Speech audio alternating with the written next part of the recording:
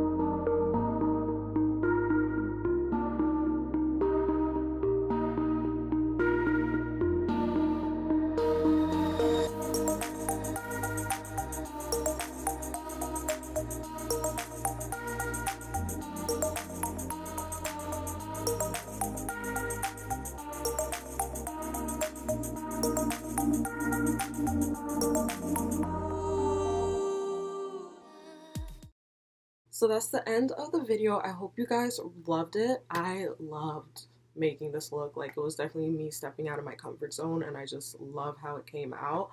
I just think the colors just went so good together. It's simple. Well, it's not simple, but I think it's like a simple like tutorial. Like, it's not anything too crazy.